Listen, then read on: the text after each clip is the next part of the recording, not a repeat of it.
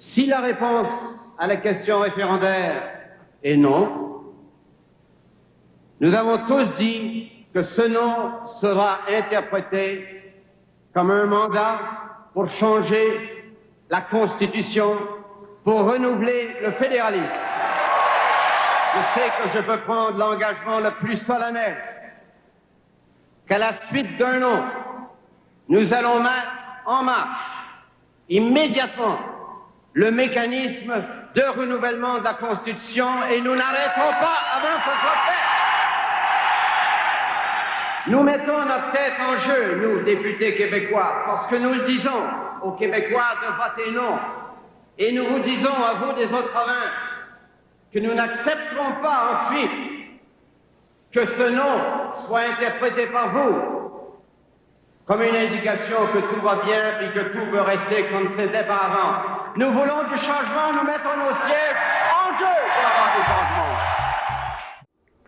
Au moment du référendum de 1980, la promesse de M. Trudeau a été comprise par la grande majorité des Québécois comme un engagement de M. Trudeau à donner au Québec ce qu'il avait toujours voulu avoir, c'est-à-dire plus de pouvoir et une reconnaissance de son identité distincte.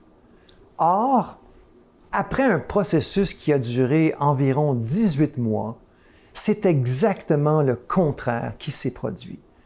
M. Trudeau, avec son rapatriement de la Constitution, a enlevé des pouvoirs au Québec. M. Trudeau, encore une fois avec son rapatriement, a nié le caractère distinct du Québec dans la Constitution de 1982. M. Trudeau a procédé à l'isolement du Québec de la famille constitutionnelle canadienne, et ce, il faut le dire, avec la complicité de la Cour suprême du Canada, comme je l'ai démontré dans mon livre « La bataille de Londres ». Entre autres choses, la Cour suprême du Canada a fait perdre au Québec son droit de veto constitutionnel qui lui aurait permis d'arrêter M. Trudeau et de stopper sa réforme anti-Québec. Les conséquences de la loi constitutionnelle de 1982 ont été terribles pour nous.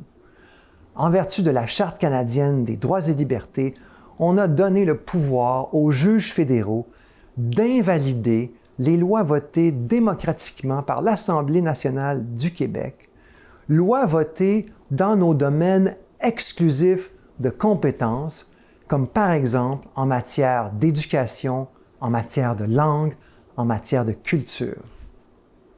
Entre autres choses, la Charte canadienne des droits et libertés a permis aux juges fédéraux d'invalider à plusieurs reprises la loi 101. La Charte canadienne des droits et libertés sert aujourd'hui d'arme aux opposants de la loi 21 qui contestent devant les tribunaux fédéraux la légitimité de cette loi. Encore une fois, la Charte canadienne des droits et libertés a aussi permis de nous imposer le multiculturalisme canadien, dont le but est de nier notre identité distincte, dont l'objectif est de biffer toute référence au fait que nous formons un des peuples fondateurs du Canada. Dans le domaine judiciaire, les conséquences du rapatriement constitutionnel ont été dévastatrices.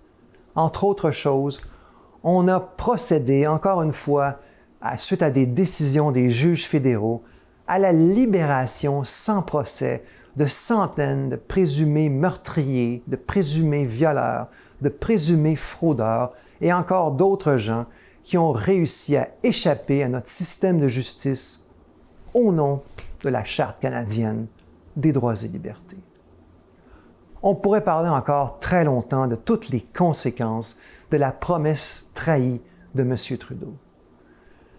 Hélas, depuis plusieurs années déjà, les politiciens québécois, qu'ils soient fédéralistes ou souverainistes, ont abandonné le combat sur le front de la Constitution. Ils ont abdiqué. 40 ans après la promesse trahie de M. Trudeau, il est plus que temps de reprendre l'épée et de forcer les fédéraux, de forcer le Canada anglais à rouvrir la Constitution afin d'obtenir un début de réparation face à l'outrage qui nous a été fait. C'est une question de justice. Merci.